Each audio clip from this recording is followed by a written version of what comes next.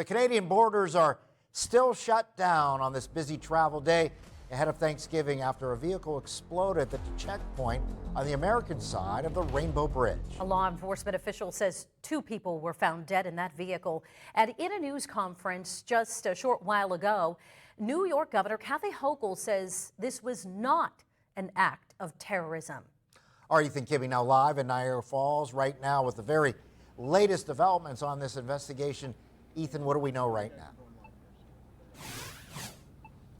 Mike and Eva, good evening. To say the least, it has been a tense day here in Niagara Falls and throughout the Niagara frontier in western New York. But within the last hour, something of a sigh of relief with Governor Kathy Hochul speaking here in Niagara Falls, saying preliminary investigations suggest this was not an act of terrorism, and as a result, 3 of the major border crossings in this area have reopened. The Rainbow Bridge obviously had not, and it may be quite a while until that changes. Here's what we know right now, with the understanding that it could change as investigators learn more.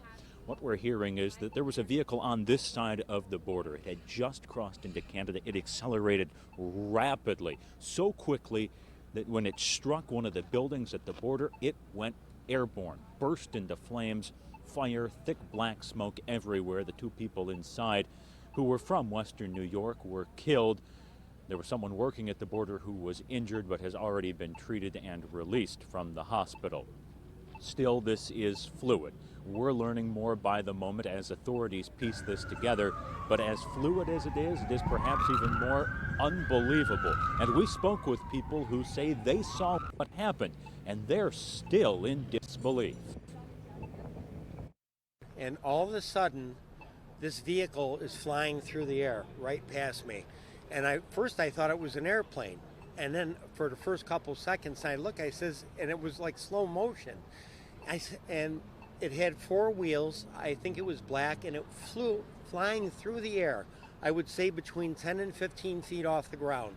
It began to turn sideways in its descent coming down, where it slammed into something over there in the plaza.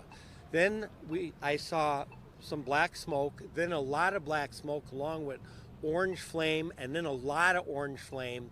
And then as the flame began to go down, a lot of black smoke, an unbelievable amount of black smoke.